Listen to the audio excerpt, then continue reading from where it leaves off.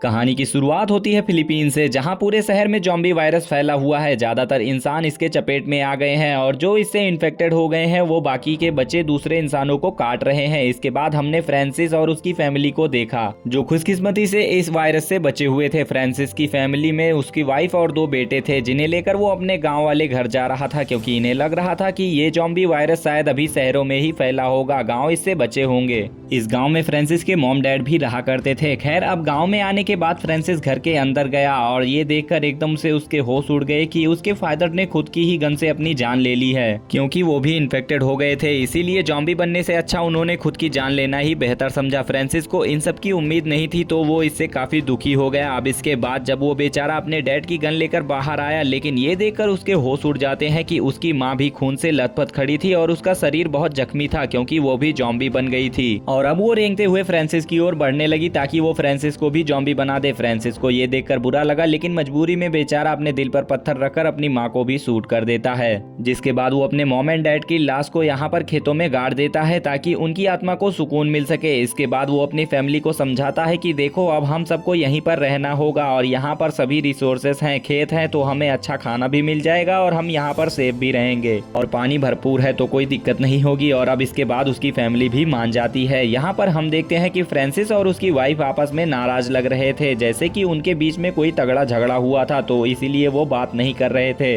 अब इन्होंने store room में जाने का फैसला किया ताकि जरूरत का सामान ला सके वहां से, लेकिन यहाँ आकर इन्होंने देखा कि केयर टेकर की तो लाश लटकी हुई है। दरअसल उसने जॉम्बीज से खुद को बचाने के लिए ऐसा किया था। यहाँ पर कुछ मुर्गियां भी होती हैं, तो फ्रांसिस अपने बेटे से कहता है कि केयर टेकर की जेब से चाबियां निकालो और मुर्गियों को आजाद करके मेरे पास लेकर आओ। लेकिन ये देखकर फ्रांसिस का बड़ा बेटा काफी डरा हुआ था, तो फ्रांसिस ने कहा कि डरने का टाइम नहीं है, ऐसा समझो कि ये तुम्हारी ट्रेनिंग हो रही है। डरता हुआ वो केयर टेकर की चाबी लेने जाता है, लेकिन यहाँ पर जैसे ही घबराहट में वो केयर टेकर की बॉडी से चाबी निकालता है, तभी उसकी बॉडी उसके ऊपर गिर जाती है, जिससे उसकी हालत खराब हो गई। उसके ऊपर कुछ खून भी लग गया था, तो वो जल्दी से पंप के पास जाकर खून साफ करने लगा। ये देखकर आयरिस को गुस्सा आ गया और वो अपने हस्बैंड से कहती है कि तुम अभी से ही मेरे बेटे को ये सब क्यों सिखा रहे हो, और वो अभी छोटा भी तो है। तो फ्रांसिस ने कहा कि अगर जिंदा रहना है तो इसे ये सब सीखना होगा। साथ ही हमने ये भी नोटिस किया कि यहाँ पर फ्रांसिस अपने बड़े बेटे से ज्यादा छोटे बेटे को प्यार करता था। लेकिन ऐसा क्यों था, वो अपने बेटों में भेदभाव क्यों करता था, ये हमें जल्दी पता लगने वाला है। फिर रात को खाते समय फ्रांसिस का बड़ा बेटा कहता है कि मेरे दोस्त ने मुझे एसएमएस किया था कि मैं मॉम डैड के साथ यहाँ पर पास के पहाड़ पर बने एक कैंप में जा रही हूँ और वो जगह एकदम से सेफ है। फ्रांसिस ये बात सुनकर झट से इनकार कर देता है और कहने लगा कि हम बिल्कुल नहीं जाएंगे, क्योंकि वहाँ पर हमें ठीक से खाना पानी भी नहीं दिया जाएगा और यहाँ देखो हमारे पास सब कुछ है। लेकिन यहाँ पर आयरिस अपने हस्बैंड को मना लेती है और फिर फाइनली यहाँ पर वो मान भी जाता है और अगले दिन वो सभी अपने खटारा वैन में बैठकर कैंप के लिए निकल पड़े। लेकिन कुछ दूर आगे पुल पर जाने के बाद इन्होंने देखा कि सामने तो एक बैरियर लगा हुआ है और साइड में बहुत सारी गाड़ियां भी खड़ी हुई हैं, क्योंकि बैरियर गेट रास्ता रोके हुए था। अब आयरिस गाड़ी से उतरकर रास्ता खोलने के लिए जाती है, लेकिन तभी एक खूंखार जॉम्बी आकर उस पर हमला करने की कोशिश करता है। फ्रांसिस तुरंत गन लेकर बाहर आया और जॉम्बी को उड़ा दिया। अब गोली की आवाज सुनकर बहुत सारे जॉम्बी इस तरफ अट्रैक्ट हो जाते हैं और बचने के लिए ये लोग गाड़ी में छिप गए। जिसके बाद फ्रांसिस एक बॉम्ब जॉम्बी की तरफ फेंक देता है और उन्हें उड़ा देता है।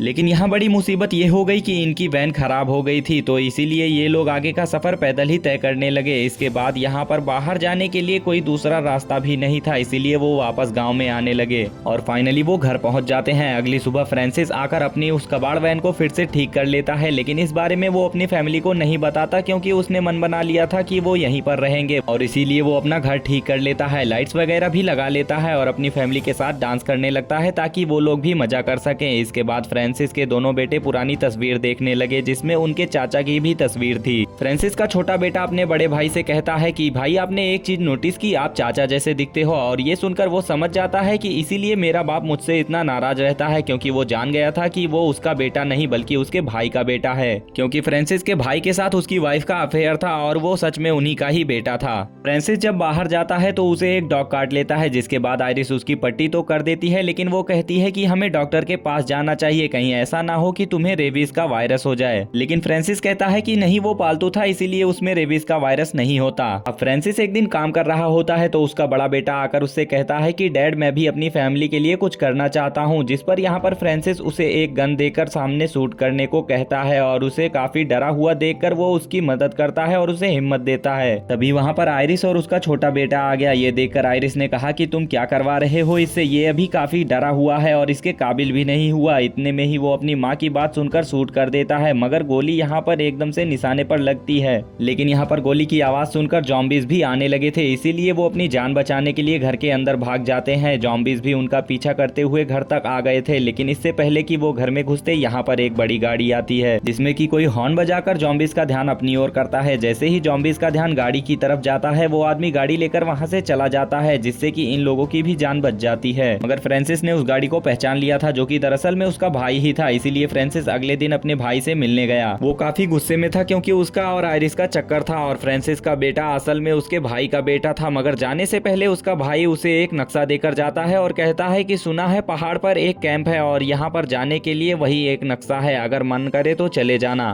तुम्हारी जान बच जाएगी और मैं भी वहीं जा रहा हूँ। लेकिन फ्रांसिस अपने भाई की मदद नहीं लेना चाहता था, इसीलिए वो नक्शे को जला देता है। लेकिन तभी वो रुक जाता है ये सोचकर कि क्या पता मुसीबत में ये काम आ जाए। वापस आकर वो खिड़कियों पर लकड़ियां लगा देता है ताकि जॉम्बीज अंदर ना आ सके। अब इनका छोटा बेटा खेलते हुए बेसमेंट में चला गया, तभी उसे खिड़की से एक बूढ़ा जॉम्बी दिखाई दिया जिसे देखकर वो काफी डर जाता है। लेकिन तभी आयरिस आकर उसे संभाल लेती है। अब जब फ्रांसिस नहाने जा रहा था तो उसका बड़ा बेटा आ गया था और उसने फ्रांसिस के पास नक्शा भी देख लिया और रात को डिनर करते समय उसका बड़ा बेटा अपनी माँ से बता देता है कि डैड के पास एक नक्शा है। इसीलिए आयरिस फ्रांसिस से पूछने लगी, लेकिन वो साफ मना कर देता है और कहता है कि मेरे पास कोई नक्शा नहीं है। और फिर वो अपने बच्चों को रिवील कर देता है कि उनकी माँ का उसके भाई के साथ चक्कर था और वो ये भी कहता है कि तुम्हारी माँ तो उसके साथ भी जाना चाहती थी, मगर जॉम्बी वायरस की वजह से वो यहाँ पर फंस गई। बच्चे हैरानी से पूछने लगे कि मॉम क्या ये सच है? तभी वो कहती है कि हाँ, मैं जाना चाहती थी उसके पास। और ये सुनकर फ्रांसिस नक्शा जलाकर कहता है कि कोई भी कहीं नहीं जाने वाला। आयरिस उसे रोकती है मगर वो नक्शा जला देता है और रात को वो जोर पर लकड़ियां लगाकर उसे लॉक कर रहा होता है कि तभी वहां पर एक जख्मी सोल्जर आकर दरवाजा खटखटाता है। उसे मदद की जरूरत थी, लेकिन फ्रांसिस ने कहा कि चले जाओ यहाँ से।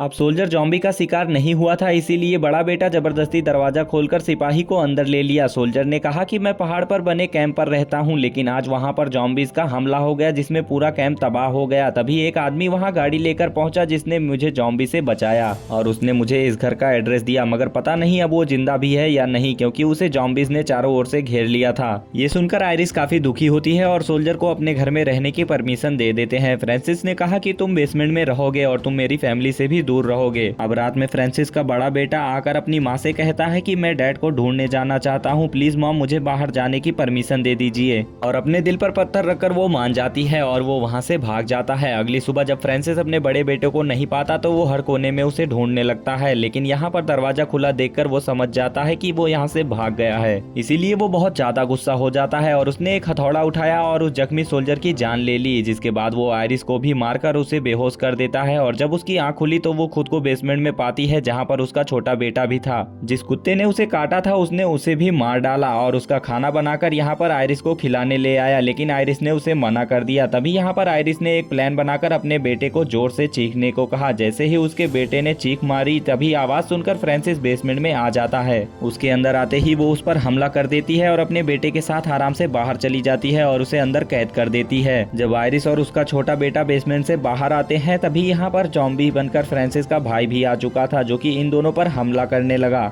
दोनों अपनी जान बचाकर यहाँ से भागने लगे, लेकिन वो आयरिस को पकड़ लेता है। अपने भाई की आवाज सुनकर फ्रांसिस को गुस्सा आने लगा। उसे लगता है कि वो मेरी फैमिली को जॉम्बी न बना दे और जैसे ही वो आयरिस को काटने वाला होता है तभी बेसमेंट का दरवाजा तोड़कर फ्रांसिस बाहर आ जाता है और अपने भाई पर हमला करके उसकी जान ले लेता है। तभी यहाँ पर रोता हुआ फ्रांसिस का बेटा आता है क्योंकि उसके बाजू पर उसके भाई ने काट लिया था और उसे यहाँ पर पता था कि अब वो भी जॉम्बी बन जाएगा। ये देखकर यहाँ पर आयरिस तुरंत हिम्मत करके उसका हाथ काट देती है ताकि वायरस आगे ना फैले और वो उसकी पट्टी कर देती है। लेकिन उन्हें हॉस्पिटल भी जाना था, इसीलिए यहाँ पर फ्रांसिस अपनी वैन लेने के लिए जाता है। लेकिन यहाँ पर उसका बड़ा बेटा जो गन लेकर खड़ा था वो फ्रांसिस को देख लेता है और उसे खून में लथपथ देख वो सोचता है कि शायद उसका डैड भी जॉम्बी बन चुका है और इन्होंने हमारी मॉम को भी मार दिया है, तो इसीलिए वो फ्रांसिस पर गोली चला देता है। लेकिन जब वो फ्रांसिस के पास जाता है तो उसके गले पर हाथ फेरते हुए फ्रांसिस कहता है कि मेरे बच्चे, मैंने तुम्हें हमेशा अपना बेटा माना है, वो कहता है कि डैड प्लीज मुझे माफ कर दो, मुझसे अनजाने में ये सब हो गया, लेकिन फ्रांसिस जा चुका था। इससे उसका बेटा टूट जाता है। वो काफी दुखी होकर वैन लेकर घर की तरफ जाने लगा, जहाँ पर आयरिस फ्रांसिस का इंतजार कर रही थी। लेकिन उसे क्या पता था कि अब वो मर चुका है और अब इस बेचारी का ध्यान रखने के लिए ना तो फ्रांसिस ना ही उसका भाई बचा था। अब अकेले ही उसे अपने बच्चों को पालना होगा, वो भी ऐसे वक्त में जब हर कहीं ज़ॉम्बी वायरस फैला हुआ है।